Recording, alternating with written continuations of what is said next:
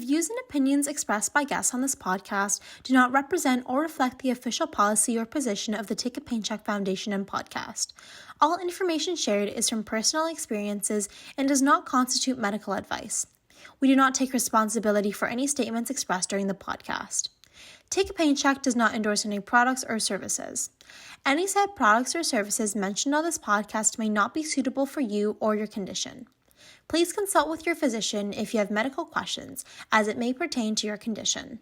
Hi, everyone. Welcome back to this week's episode on Take a Paycheck. Today, I have Megan joining me. Hi, Megan. Can you start off by introducing yourself and telling me a little bit about your education, what you do for a living, your hobbies, and your future plans, as well as your diagnosis? Yes. So, hello, my name is Megan. I am a certified personal trainer / fitness coach, and I specialize in helping women with chronic joint pain. I have rheumatoid arthritis myself. So my goal was to basically become a personal trainer specifically for other people who are, struggling with rheumatoid arthritis and other types of arthritis. So that's pretty much what I did. I feel like that's so important because when you have a disease, you just don't want to move. I don't know if this is you, especially if you're like a personal trainer, but like I feel like I always have excuses and I'm like, I don't want to move or do something just because I'm experiencing pain. But having someone that lives with it who is like teaching you how to move, I think that's really good. And that is something that I actually need. So thanks for sharing. Yeah, I feel like that's a big thing that we all struggle with. Like, even when I have flare-ups, I'm like, I do not want to work out today. Like, this is the last thing I want to do. But honestly, it helps so much afterward. I've heard so many people share that as well. They're like, after I work out, maybe not before, but after, it's like the after effects of it, it's like next level. Yeah, it's like getting all the kinks out pretty much. Like, yeah. So you were diagnosed with rheumatoid arthritis. When were you diagnosed? I was diagnosed in 2016. So I was 18 years old and I was in my senior year of high school at the time. So that was not a optimal time to be going through that, obviously, because that's like when the rest of your life is supposed to begin. Yeah, exactly. And where are you from? I'm from Iowa. So because you were 18, I know the States is a little bit different from Canada. Is there like transition care? Like, how does that work in the States? I actually don't know how it is in Canada, to be honest. So basically in Canada, when you hit 18, you move from pediatrics to adult rheumatology. But if you're in one of the main local hospitals, you have an option to go to a transition clinic. So from a very young age, like approximately 16 to 25, you're in this clinic and they teach you how to transition and how to deal with adult care. And so you're able to meet with your pediatric and adult raumatologist. So we have a big transition process here, but I don't know what it's like in the States. I've heard that there's like no transition. I don't know if that's true.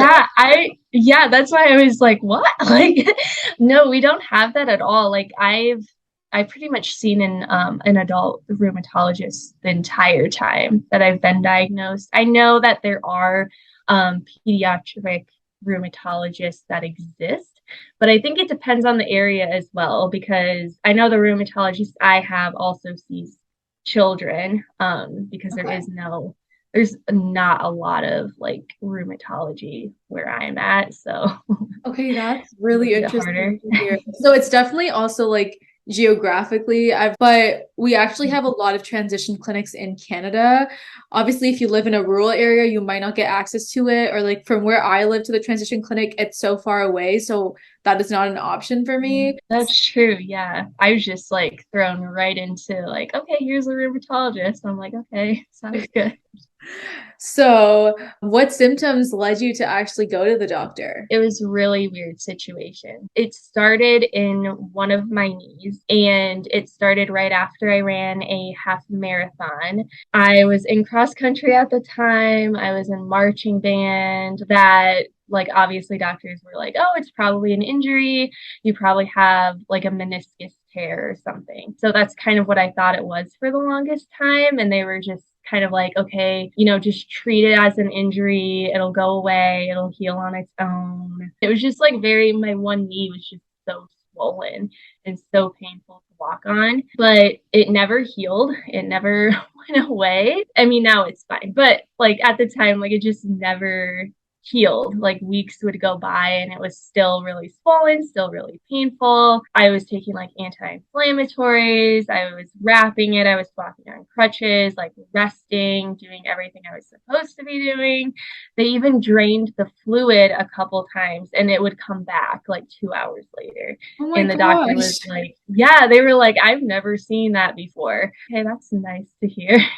Then I got a knee scope done and I don't remember. I think it was in December. So like my symptoms started in September and then I got the knee scope done in December. That's when they like went in to my knee and kind of thought that it was going to be a meniscus tear that they would have to repair, but he didn't find anything.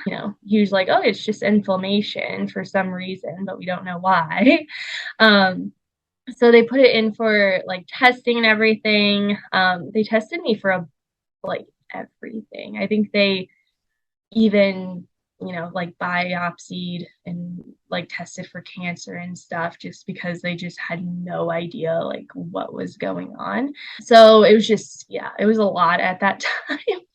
And I actually remember like crying right after surgery because I asked like, oh, did they fix my knee? And she was like, no. And I just started bawling. I was like half like just completely out of it from the anesthesia. And I was just like, it was not a good time. Kind of how it started. And then like the testing was done and everything else kind of followed. So how long did it take you to get that diagnosis of like rheumatoid arthritis? It took until I want to say it was the end of January or the beginning of February was when I actually got the diagnosis.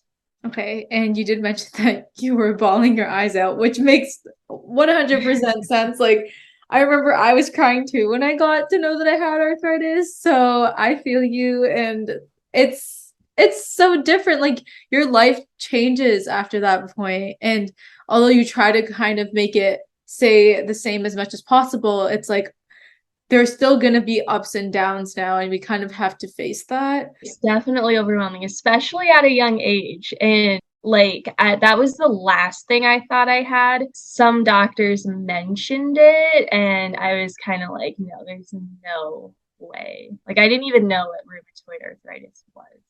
Like there's no way it's that. It has to be something else. No, I'm pretty sure for like the longest time I kept questioning because it didn't have all like the same symptoms as juvenile arthritis. So I was just like, okay, I don't get the fever and I don't get this. So like, I probably don't have it. And so it's like, I just didn't realize that like it comes in different shapes and forms for every person. And so to me, it was like, no, they should test me again. Like, I don't think I have it. But after a while, I came to that realization. But you're right. Like when you're so young, it's like, why do I have this? Can I just go play with my friends now and not, or like hang out with my friends or go to the mall and like not deal with this? Right. Yeah. And it's like, I remember thinking like, I would much rather have this be a meniscus tear or an ACL tear, something that can be easily, fixed, because RA, it's like, okay, this can't necessarily like fix. So that was a thing that I had to like mentally go through too. Like it's just overwhelming. No, 100%. So how did you tell your friends and family you had arthritis? Well, my mom was actually like the best advocate for me. Like she's a nurse, so I think she kind of understood how, the doctors in our area kind of work, and just like she knew how to advocate and everything. So she was like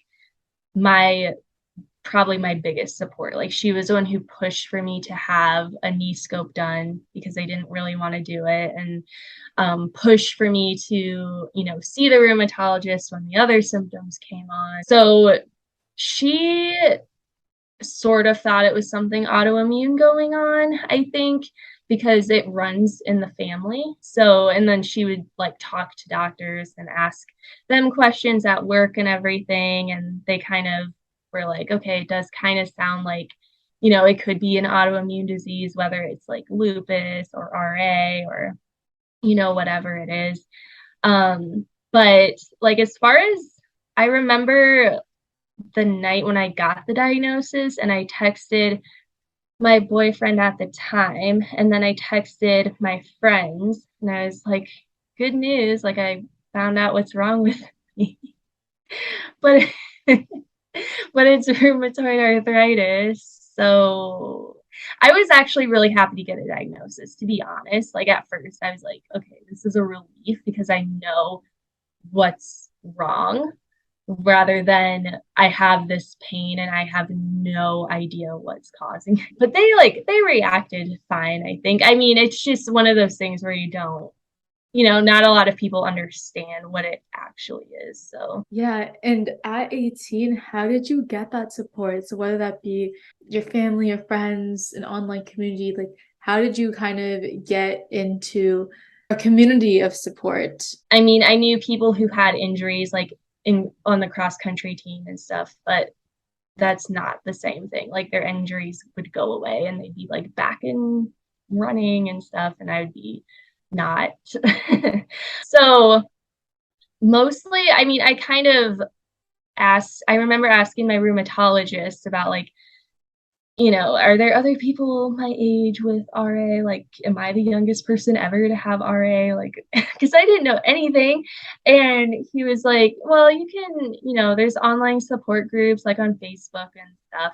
But he didn't really, tell me a lot. So I kind of just took that upon myself, I guess. I went into like online communities on Facebook, which it was nice at first because I could actually read posts and be like, okay, I'm not alone. Like there are other younger people with RA, like going through the same issues. Like it felt comforting. But then I got like into like a more of a negative place where all I saw was like just negativity everywhere. And I'm like, oh, this is sad. Like I don't want to see this all day. But on Instagram, I think it was like a huge turning point because I found like a lot more people that I had stuff in common with that were more like positive and uplifting about it. I remember like the other day I messaged like someone on Instagram. I just asked her like in the kitchen, like, do you have any like tips? Because I'm moving out. Like, do you have any tools? And she sent me like links, and I found like that was really helpful. And I've just messaged like people that I know now, and I find that you can have those conversations in a more positive way. The first group I joined was like a healing naturally group, which honestly probably wasn't like the best plan because there's just so much crazy things that are like posted on there. Like just like these crazy fasting diets and like all of these things that are supposedly like, oh, it's going to cure you, but then like people end up really sick, and that like there's like that realm of it, and that's kind of the thing that I fell into on accident, I think, at first. Honestly, it happens to everyone because literally same, like Yeah. same. I think we're so, as I said before, like we're so vulnerable. Whatever we find is like whatever we Right. like we'll just go for it because Yeah, we're just gonna take it at face we value. don't know anything about our own condition. Yeah. Yeah, and that's exactly what it was too. I'm like, oh my God, like this is gonna help me. This is what I have to do. And yeah, it was just not a good place to be in. Yeah, and so living with rheumatoid arthritis also means dealing with flare-ups. So how did you navigate telling someone in your house or I don't know who you live with, but how did you navigate telling whoever you live with that you're going through a flare-up, and how did they help you through that if they did? I think, well, I lived with my parents at the beginning.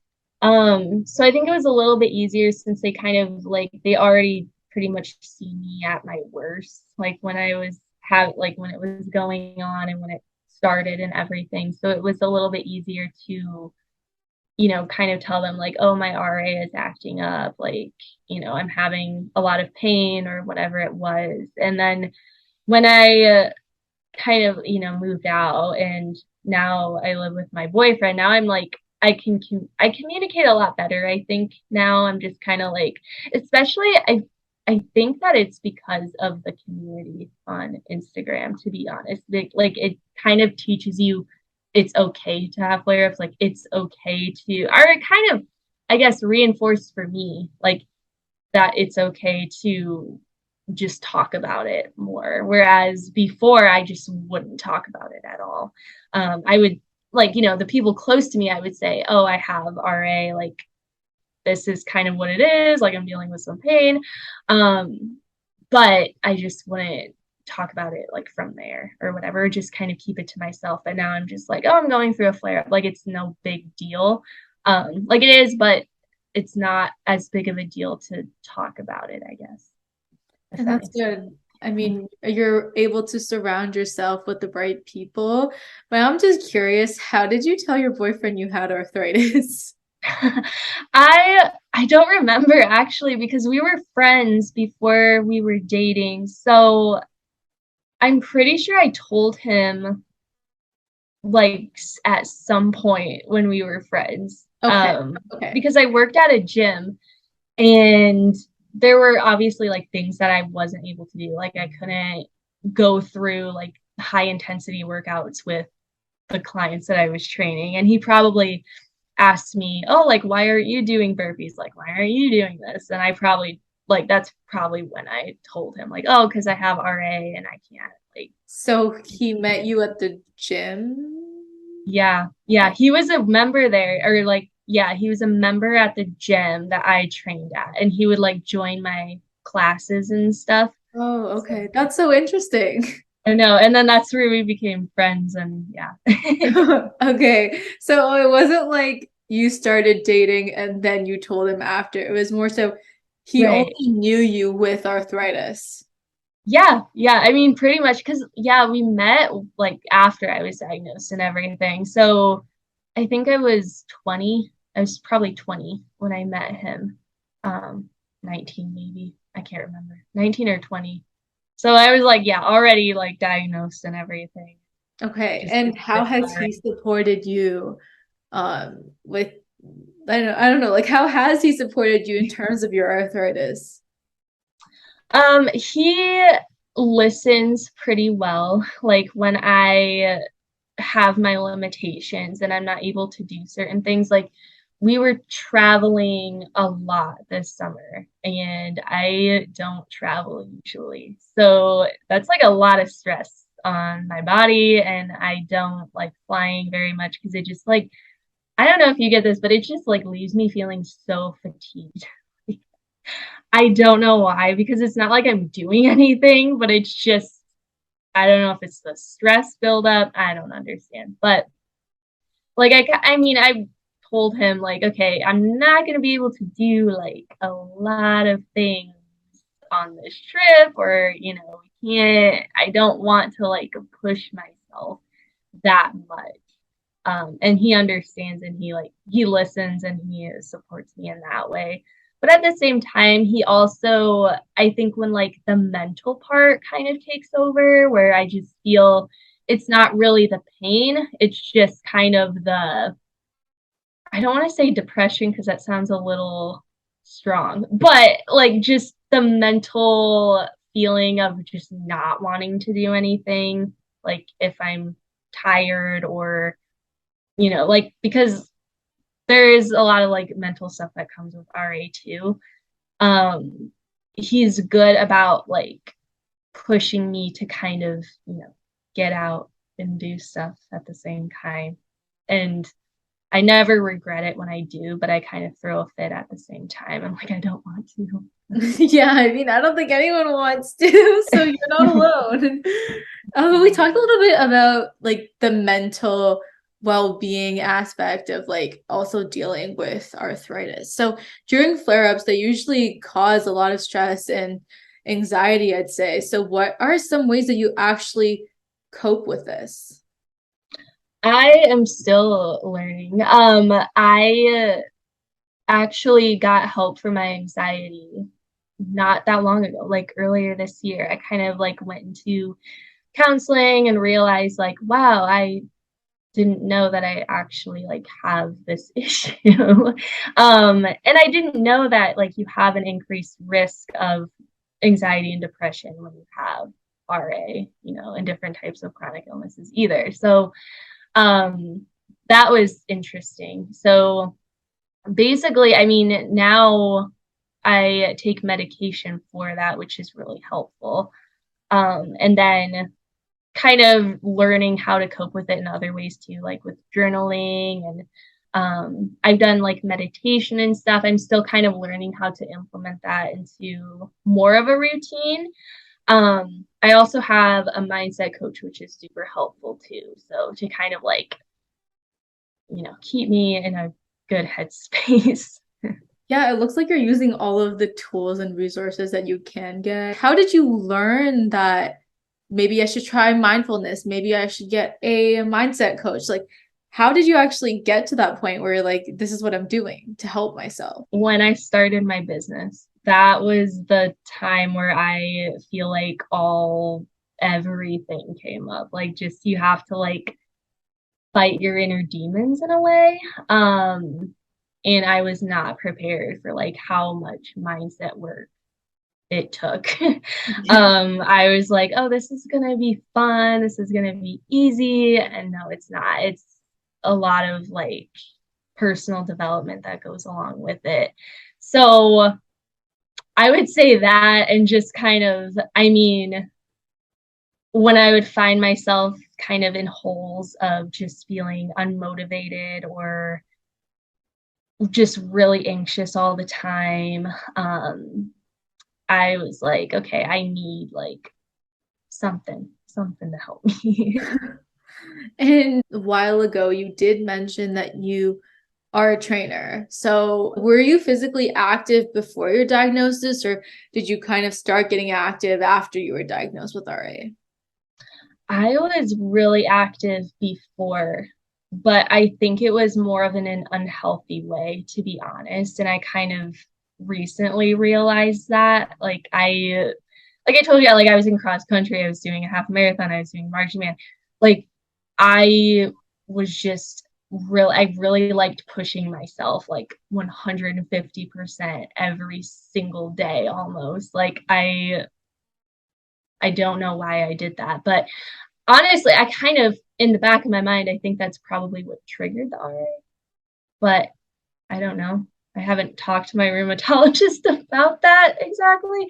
But I do think that has something to do with it, just like the overdoing it a lot and the higher stress. But yeah, I was really into running. I was really into doing like HIIT workouts and high intensity workouts and everything, really into like the fitness and lifestyle, but more so the running more than anything else. And then after RA, obviously like you can't do that anymore. Like it hurts when you run and it hurts when you work out. So it took a little bit to like start back at the beginning and modify and adapt and like build up from there. Did you ever want to like not be physically active after you were diagnosed, or you still felt like I'm just gonna find a new way for me? That is such a good question because honestly, at the beginning, I thought that I was kind of done with it. I'm like, you know what? I don't think I'm going to be able to because my rheumatologist would tell me, like, you should probably give up on the running. You should probably give up on the weightlifting. And I was like, okay, like, really depressed about it, but I was trying to find like other things, other interests, other hobbies, other career paths, and just none of it aligned. And I think one day I was kind of like, you know what, I'm just going to try. Like, I'm not going to give myself the option to not do this because this is something that I really want to do. So I'm just gonna do it and just gonna work around everything and see what happens. So, what are some of those like joint friendly workouts or movements that you started out with? I would say the biggest thing that helped me was slow tempo eccentric training. or just slow tempo training in general. So basically, you're training or doing the exercise at a slow tempo during like the lowering phase. So like if you're doing a squat, you would lower at a very slow tempo and then come up normally, or just doing everything pretty much very slowly. That really helped me because I was able to put stress on my muscles in a different way without like, like just moving my joints at a really fast pace, like going like that or whatever. Like it was a lot easier on my joints, but it was still challenging. And when I found like, oh, I can actually do this without feeling the joint pain, but I feel the muscle soreness, I'm like, this is nice. Like I could do this. Thanks for sharing the ways that you adapted and modified. It must have been tricky. Like, did you learn this by yourself on how to adapt and modify, or did you have some other trainers? I honestly didn't really have a trainer. It was more so like the education that I got to get the certification for personal training, and then that mixed with my own research. And I did go to physical therapy for a little bit, so I kind of learned some things from there. But also, there's a lot of trial and error, and I think that's with everybody with arthritis because nobody is the same. So it does take a little bit of trial and error to figure out like what's going to work best for your body too. And how do you think your like physical activity has actually helped your condition? Because we did talk a little bit about how it is beneficial to other people, but I'm wondering how this has impacted you personally. It has been the most helpful thing, especially the strength training part of it, because I found that when I was able to build like more stability around my joints and like have that extra support around my joints, I was able to do more things without. And that was huge because I used to not be able to go anywhere without my knee braces. I used to not be able to like I worked retail and that was an awful experience with RA because I don't even know what I'm talking about. Like just nobody understood it. And yeah, like I could barely stand to work a shift there. I could barely like I couldn't climb the stairs in high school. Like there's just a lot of things I couldn't do. And then when I went to college, like I couldn't stand in line at the bars with my friends because my knees would just get really swollen and they would hurt too much. But when I was able to like start the strength training and like build that support and like, build that muscle in my lower body and everything, I was able to do a lot more of those. And then I think there was like one day where it was a dance marathon. I don't know if you've had those where it's like you basically are standing for some schools do it differently. Like at the college I went to, we stood for I think it was 12 hours. It was 12 hours straight of standing and dancing and like raising money for like kids with cancer. So it was insane. Like there's just a lot. It's like a big party basically. But you have to like stand the whole time because the goal is to put yourself in a situation where like you can't control how you feel or like how tired you feel or whatever because like the kids with cancer can't control what's happening with their body and their health. But I was able to stand for the whole time, and that was the moment where I'm like, oh my god, like That's pretty good job. I know, I was like, how did this, like I don't even know how I could do that. And then after that I was like, I had like this boost of motivation. I'm like, okay, I can probably like push myself a little bit more. So fitness isn't a linear progression from what I've heard. So it's not always a linear progression. So how do you deal with the times when you actually don't see the results that you want? Like, how do you deal with that mentally? Because I don't think you see results automatically like the next day. So how does that work? And how did that work for you? Yeah, it's definitely up and down, and it takes a lot of patience, especially when dealing with a chronic illness, because you have to like take into account, like, you have to have a lot of patience and work around the pain, work around flare-ups that may happen, because sometimes flares are inevitable. Like, you can do everything right but still have a flare-up. But that doesn't mean that you have to, you know, give up or that you can't make progress. It's just, it might be a little bit slower. But I think, like, what I tell my clients is, like, to celebrate the small wins along the way, because that's huge.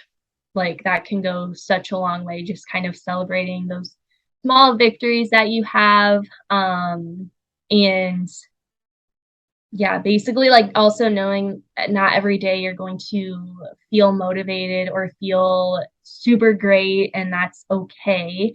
But you just kind of have to, you know, trust the process and do it for yourself, and not to hyper focus on a certain aspect that you might want to change. Like, if you, you know, like, are staring at, like, your arms or something, and you're like, oh, like, why are my arms still flabby? And you're just, like, hyper focusing on that, but, like, your legs have gotten so much more muscular or something like that. Like, you have to kind of take a step back and not hyper focus on, you know, those little things, and look at the other ways that you're progressing too.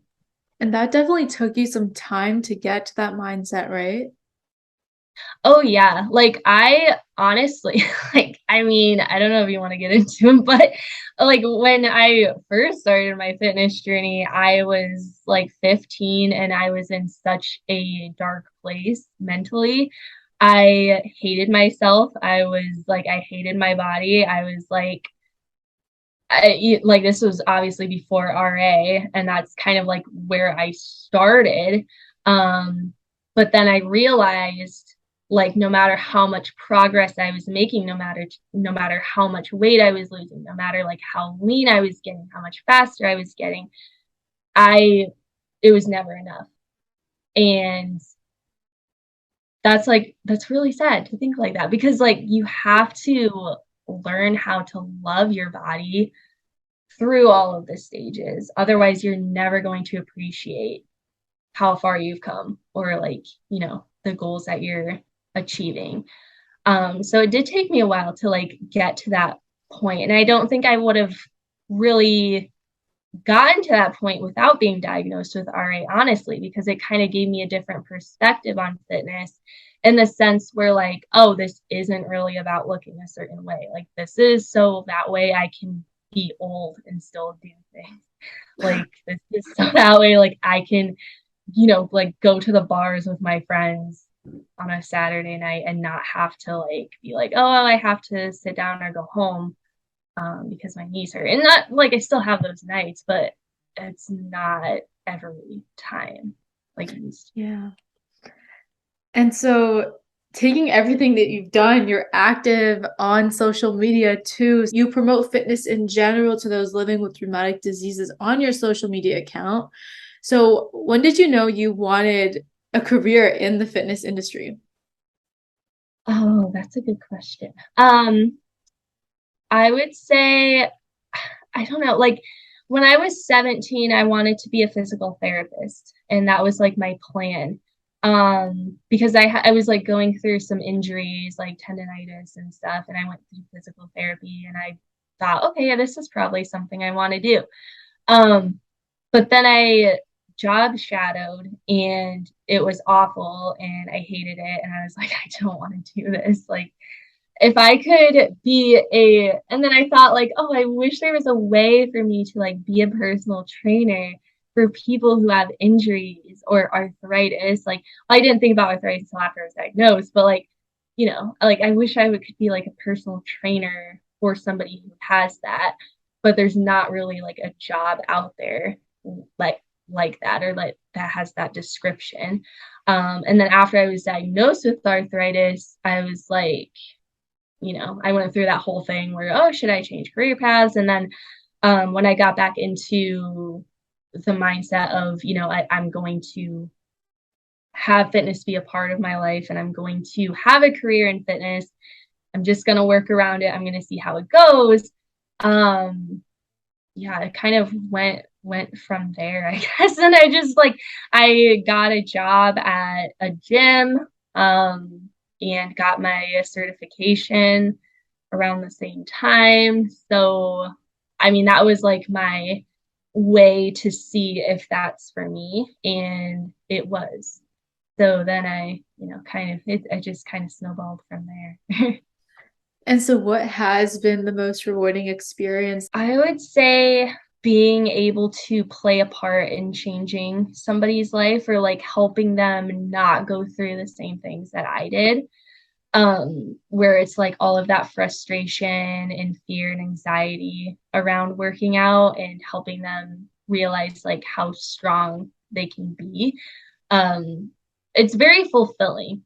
And I really felt this at the JA conference this year. And I was like, how, like, it was like the first time in a long time where I felt very seen and very like valued in a way, or like my work was very valued. And it was just very nice to like see in person the effect that like not me, not all me, but like my work, I guess, can have on other people. So you went to the one, was it at SeaWorld? Yeah, it was at SeaWorld in Florida. How was that? Like I saw it on social media, but I didn't go. I live in Canada, but how was it? How was the experience? It was so much fun. Like I was scared to go because I didn't know how it was going to be. I didn't know anybody there. I was like, what's going to happen? Like I don't know. And I don't like public speaking, and I was never good at that. So I don't know. I had a lot of fear around it, but then when I got there and everything, it was like one of the best experiences. Like making like so many connections and everything. It was great. Well, I'm glad that you enjoyed it. But just before we wrap up the podcast episode, I wanted to ask you a question in terms of advice. What advice would you give to those who want to incorporate fitness into their everyday life while dealing with a chronic condition, but they do have some sort of they're just scared and they're afraid? What advice would you give to them?